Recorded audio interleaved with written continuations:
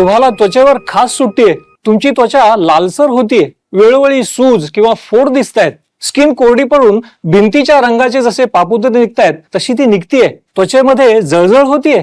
एवढं सगळं होऊनही तुम्ही फक्त मलमच लावत बसलात.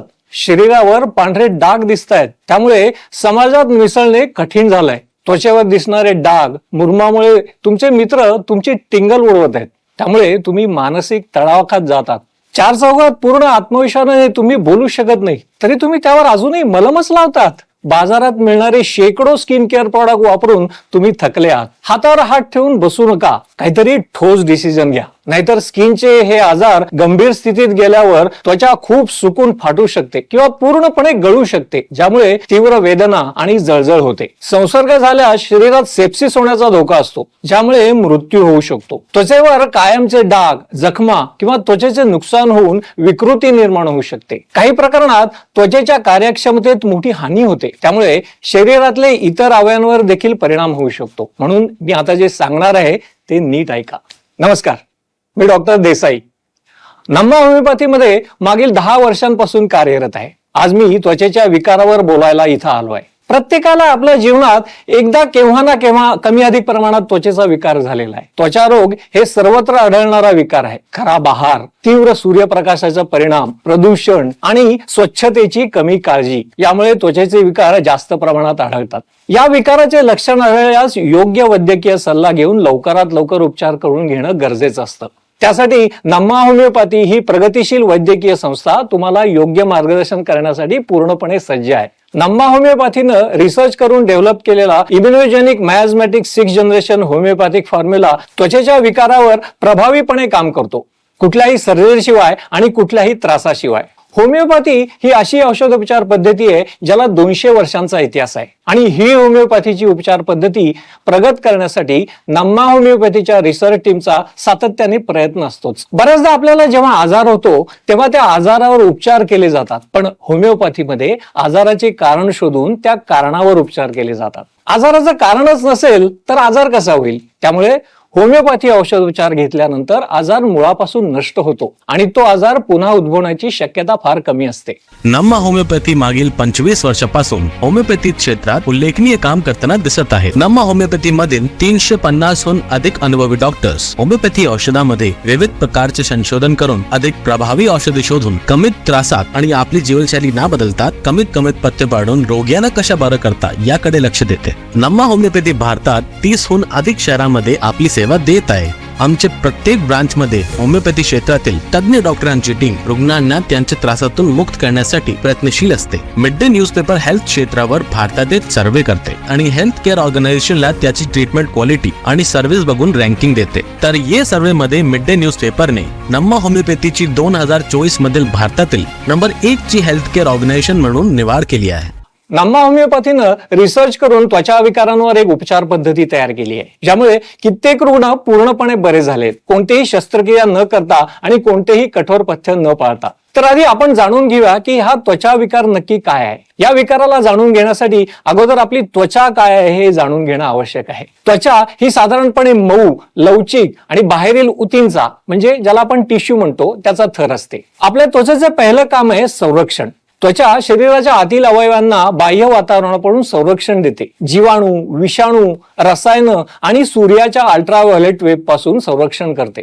तसेच आपल्या शरीरातील तापमान नियंत्रणाचे काम त्वचेच्या घाम ग्रंथी करतात. त्या शरीराच्या तापमानामध्ये संतुलन राखण्याचा मदत करतात. घामाच्या माध्यमातून आपल्या शरीरातील उष्णता बाहेर टाकली जाते. तसंच काही अपायकारक पदार्थ सुद्धा बाहेर टाकले जातात. त्वचेला संपर्क भावना असतात, म्हणजे त्वचेतील मज्जातंतू शरीराला स्पर्श, तापमान, वेदना आणि दाब यांचा अनुभव देतात. तसंच त्वचा पाण्याचे संतुलन राखून शरीरातला ओलावा नियंत्रण करते. सूर्यप्रकाशात येताना व्हिटॅमिन डी तयार करण्याचे काम त्वचेचे असते, जे हाडांच्या मजबूतीसाठी आवश्यक असतं. त्वचा हे स्टोरेज हाऊस म्हणून काम करतं.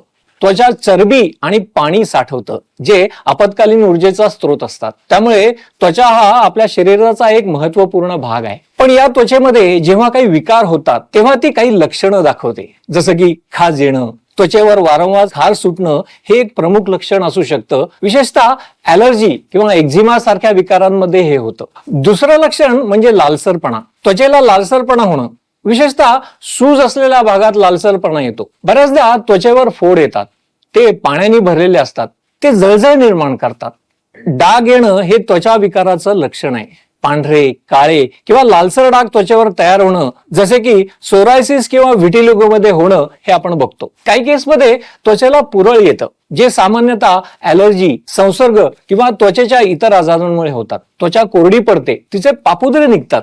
इन्फेक्शन झालं की त्वचेवर सूज येते. ही अशी काही लक्षणं त्वचेच्या विकारांमध्ये दिसून येतात. अशी लक्षणं दिसून आल्यास तुम्ही लवकरात लवकर नम्मा होमिओपॅथीच्या ब्रांचला व्हिजिट करून आमच्या तज्ज्ञ डॉक्टरांचा सल्ला घेऊन तुम्ही उपचार सुरू केले पाहिजे. आम्ही डेव्हलप केलेल्या immunogenic miasmatic 6th generation homeopathic formula तुम्हाला त्वचा विकारातून बाहेर काढण्यासाठी उपयोगी ठरेल. त्यासाठी आम्हाला एकदा अवश्य भेट द्या. आपल्याला एक कॉल येतोय. नमस्कार डॉक्टर. नमस्कार. माझं नाव वर्षा आहे. आजकाल माझ्या हातावरती हलके पांढरे डाग दिसत आहेत. ते कोणत्या कारणाने दिसू शकतात? सहसा त्वचेतले मेलिनिन हा घटक कमी झाल्यामुळे आपल्याला त्वचेचा रंग पांढरा पडायला लागतो. तुम्हाला काही इजा वगैरे झाली होती का? नाही. म्हणजे हा ल्युकोडर्मा नाही. बरं, तुम्हाला हे डाग कधीपासून दिसत आहेत? सर, साधारणतः 15 ते 20 दिवस झाले.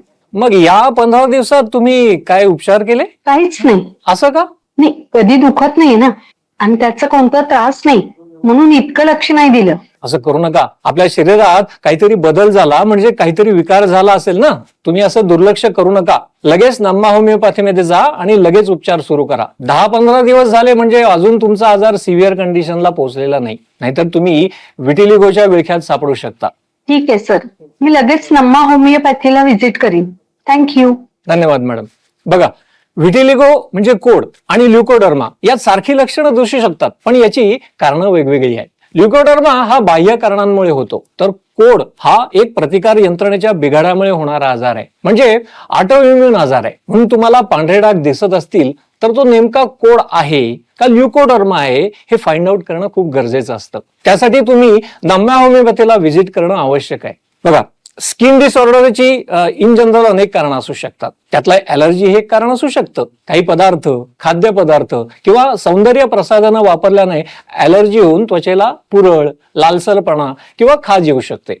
संक्रमण सुद्धा एक कारण असू शकतं, ज्यात बॅक्टेरिया, व्हायरस, बुरशी किंवा परजीवी यांच्यामुळे त्वचेवर संसर्ग होऊन विविध आजार होऊ शकतात, जसं की फोड किंवा फंगल इन्फेक्शन. तसेच अनुवंशिकतेमुळे सुद्धा काही त्वचेचे आजार होऊ शकतात, जसं की सोरायसिस किंवा एक्झिमा, कोड किंवा ल्युकोडर्मा, जे कुटुंबातल्या सदस्यांमध्ये आढळू शकतात. हार्मोन्स मधील बदल हे स्किन डिसऑर्डरचं एक महत्वाचं कारण असू शकतं. हार्मोनल असंतुलनामुळे विशेषतः किशोरवयीन मुलांमध्ये किंवा गरोदरपणात त्वचेसंबंधित समस्या निर्माण होऊ शकतात, जसे की पिंपल्स, काखेत मानेत डिस्कलरेशन होऊन स्किन काळी पडते, अल्टिकेरिया म्हणजेच सामान्य भाषेत ज्याला आपण शीतपित्त म्हणतो, यात रेड रॅशेस येतात. सूर्यप्रकाशाच्या प्रभावामुळे स्किन डिसऑर्डर होतात. अतिशय सूर्यप्रकाशात राहिल्याने त्वचेला नुकसान होऊन सनबर्न, हायपर पिगमेंटेशन किंवा त्वचेचा कर्करोग होण्याचा धोका असतो. आपण बघतो आजकाल वर्कलोड इतकं झालं ना की सतत तणावच असतो. त्यामुळे सुद्धा त्वचा विकार होऊ शकतात आणि आपली अयोग्य आहार आणि जीवनशैली यामुळे सुद्धा आपण त्वचा विकाराला आमंत्रण देतो. चुकीचा आहार, अपुऱ्या झोपेचे प्रमाण किंवा व्यायामाचा अभाव त्वचेवर परिणाम करू शकतात. ही विविध कारणं स्किन डिसऑर्डरच्या विकासात महत्वाची भूमिका बजावतात. नम्मा होमिओपॅथीने एक फॉर्म्युला तयार केलाय, immunogenic miasmatic 6th generation homeopathic formula. आपण याला सविस्तर जाणून घेऊयात. तर यातला पहिला शब्द आहे इम्युनोजेनिक. यातील इम्युनो म्हणजे आपली रोगप्रतिकार शक्ती, म्हणजे आपलं मेडिसिन रोगप्रतिकार शक्ती वाढवण्यात भर देतं. तसेच जेनिक म्हणजे जेनेटिक्स, म्हणजे तुमच्या शरीरात जे जीन्स आहेत ते फॅमिली जीन्स असतात. त्यात जे रोग आलेले असतात ते तुमच्या आई वडिलांकडून तुमच्याकडे आलेले असतात. त्याला पण आम्ही कव्हर करण्याचा प्रयत्न करतो. त्यासाठी इम्युनोजेनिक मेडिसिन आहेत. मायाझमॅटिक म्हणजे तुमचा जो त्रास आहे त्याला आम्ही बघतो की तुम्हाला कशामुळे त्रास होतोय, त्याच्या मुळापर्यंत आम्ही जातो. त्याच्यावर आम्ही तुमच्या शारीरिक आणि मानसिक रचनेनुसार औषध देतो. आणि 6th जनरेशन म्हणजे आताची जनरेशन आहे. या जनरेशन मध्ये सांगता येत नाही की कोणाला कोणता त्रास होईल आणि कधी होईल. लहानांपासून मोठ्यांना सगळ्यांना त्रास होत आहे. आजकाल प्रत्येकाला त्यांच्या समस्येवर झटपट उपाय हवा असतो. म्हणूनच आजच्या जगाच्या जीवनशैलीनुसार आमच्याकडे 6व्या पिढीचं औषध आहे. आधीच्या काळात arthritis, varicose Wien, sugar, BP हे आजार लोकांना 50च्या नंतर व्हायचे, पण आता कोणत्याही वयात होतात. कोणत्याही वयोगटात आमची औषधं इफेक्टिव्ह आहेत.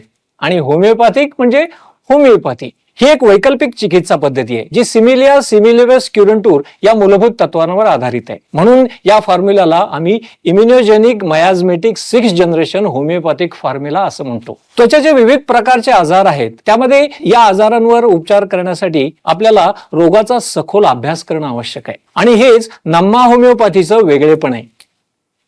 आपल्याला एक कॉल येतोय. नमस्कार सर. नमस्कार, बोला.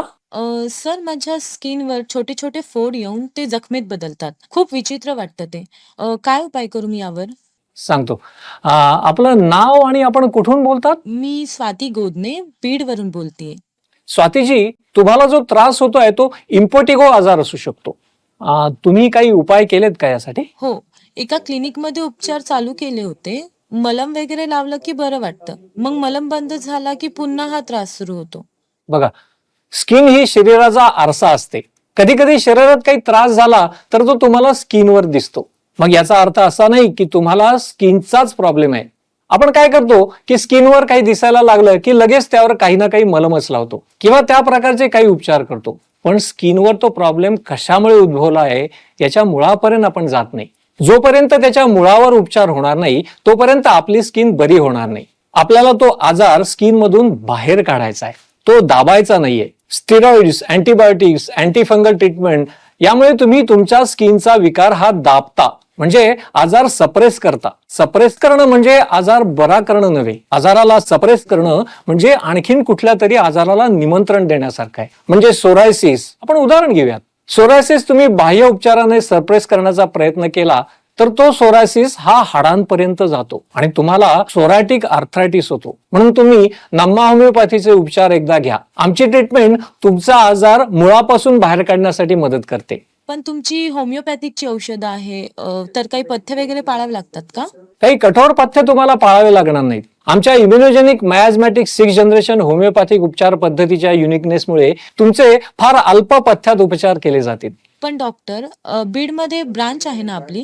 आपल्या शहरात आमची ब्रांच नसल्यास ऑनलाईन सल्ला तुम्ही घेऊ शकता. जे रुग्ण वयोवृद्ध आहेत, जे रुग्ण कोणत्याही कारणास्तव आमच्या ब्रांचमध्ये येऊ शकत नाही किंवा ज्यांच्या शहरामध्ये आमची ब्रांच नाही, अशा वेळी तुम्ही आमचं ऑनलाईन कन्सल्टेशन घेऊ शकता. आमची तज्ज्ञ डॉक्टरांची एक टीम ऑनलाईन कन्सल्टेशनसाठी नेहमी सज्ज असते. तुम्ही आमच्या या सुविधेचा सुद्धा फायदा घेऊ शकता. थँक्यू. करते मी चालू तुमच्याकडे उपचार. Thank you madam. मी प्रेक्षकांच्या माहितीसाठी सांगू इच्छितो की स्किनच्या विकाराचे अनेक प्रकार आहेत आणि प्रत्येक विकार हा वेगवेगळ्या कारणामुळे होतो. सामान्यतः स्किनचे आजार हे अल्प किंवा दीर्घकालीन म्हणजे क्रोनिक असू शकतात. त्यांचे काय काय प्रकार आहेत ते आपण जरा समजून घेऊया. पहिला प्रकार आहे बॅक्टेरियल इन्फेक्शन. बॅक्टेरिया त्वचेत शिरल्यामुळे त्वचेवर फोड, पुरळ किंवा सूज येते. योग्य उपचार केल्यास ही स्थिती सामान्यतः काही आठवड्यात बरी होते. पण उपचार न केल्यास गंभीर इन्फेक्शन किंवा रक्त संक्रमणाचा धोका असतो. इम्पेटिगो सेल्युलायटिस यांच्यासारखे आजार बॅक्टेरियल इन्फेक्शन मुळे होऊ शकतात. दुसरा प्रकार आहे व्हायरल इन्फेक्शन. व्हायरल इन्फेक्शन मध्ये पुरळ, फोड किंवा जखमा तयार होऊ शकतात. हे विकार सामान्यतः स्वतः बरे होतात, परंतु काही प्रकरणात व्हायरस शरीरात दीर्घकाळ टिकतो, ज्यामुळे पुन्हा पुन्हा समस्या निर्माण होऊ शकते. जसे की हर्पीस या आजारात होतं. चिकन पॉक, मोल्युस्कम कॉन्टॅजिओसम हे व्हायरल इन्फेक्शनमुळे होणारे स्किनचे प्रकार आहेत. तिसरा प्रकार आहे फंगल इन्फेक्शन. फंगल इन्फेक्शनमुळे त्वचेमध्ये खाज, पुरळ आणि लालसर डाग तयार होतात. योग्य अँटीफंगल उपचार घेतल्यास हा प्रकार नियंत्रणात येतो. उपचार न घेतल्यास ते दीर्घकालीन समस्या बनवू शकतात. ऍथलीट फूट, रिंग वर्म्स, कॅन्डिडायसिस हे फंगल इन्फेक्शनमुळे होणाऱ्या आजारांचे काही उदाहरण आहेत. चौथा प्रकार आहे अनुवंशिक त्वचेचे आजार. या आजारांची प्रगती अनिश्चित असते. हे आपल्या पूर्वजांकडून आलेले विकार आहेत. हे विकार दीर्घकाळ टिकणारे आणि वारंवार होणारे असू शकतात. योग्य औषधोपचार, आहार आणि जीवनशैलीतले बदल याने लक्षणं नियंत्रित करता येतात. पण पूर्णपणे उपचार करणे अवघड असतं. सोरायसिस, विटिलिगो, एक्झिमा यासारखे आजार हे अनुवंशिक कारणामुळे होऊ शकतात. पाचवा प्रकार आहे ॲलर्जिक रिॲक्शन.